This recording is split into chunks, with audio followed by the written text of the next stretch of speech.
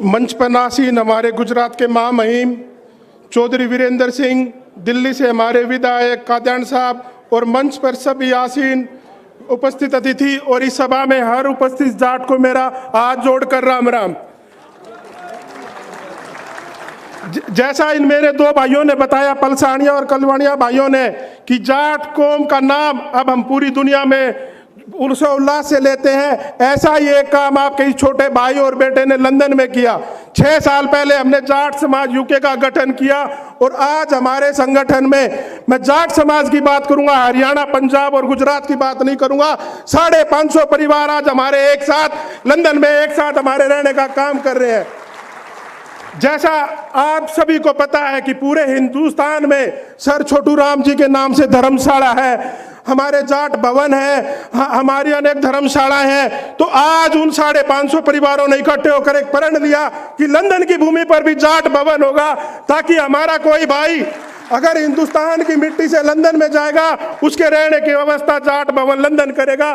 तो मैं आज इस मंच से कुछ मंथन और चिंतन करना चाहता हूं कि हमारे समाज में हमारा भविष्य कैसा है और हमारा भूतकाल कैसा था। हमारा गौरवित इतिहास रहा है, लेकिन जब मैं भविष्य की बात करता हूं या आज की बात करता हूं तो मैं सो नहीं पाता हूं। उसके कुछ कारण है। जैसा मेरे भाइयों ने बताया कि जब मैं अभी लंदन से आया था, हमने मुहिम चलाई थी कि लंदन में 5 ईंट जो जाट भवन में लगेंगी वो हिंदुस्तान की मिट्टी की लगेंगी, ताकि वहां पे रहने वाले बच्चे को ये पता चले इस भवन के निर्माण में ईंट उसके गांव की मिट्टी है, उसकी खेत की मिट्टी है, ताकि जिंदगी भर उसको ये पता चला रहे कि हम लंदन में रह रहे हैं, लेकिन जिस भवन में बैठे हैं उस भवन की ईंट में मेरे माँ बाप की खून पसीने से कमाई मिट्टी से नींव रखी हुई है। तो लेकिन एक ऐसी ही हमारी भूमिका यहाँ पर भी थी। सर छोटू राम ने 1911 के दौर में जाट कॉलेज रोहतक का निर्माण किया था। मैं जब भी हिंदुस्तान में आता हूँ तो चौधरी छोटू राम जी की समाधि स्थल को नमन करके आता हूं, और अगर चौधरी छोटू राम दूसरे किसी कौम में होते तो आज उनके मंदिर होते, लेकिन हमारे समाज ने वो जो हमारी शिक्षा संस्थान बने हुए वो खंडर होते जा रहे, लेकिन हमारा समाज सोया हुआ है।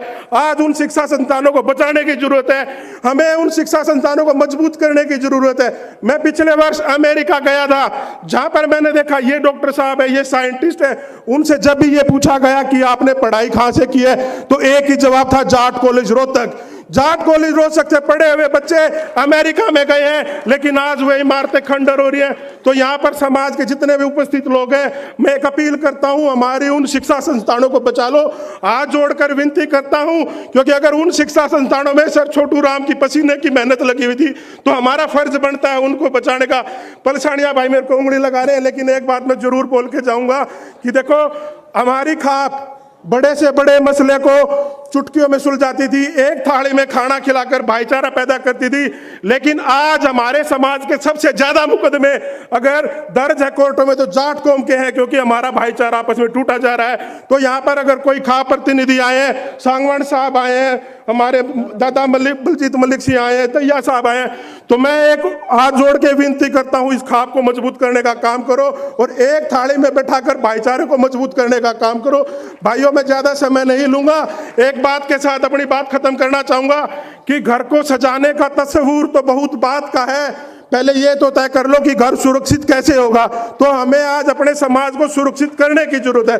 बहुत बहुत धन्यवाद आपका।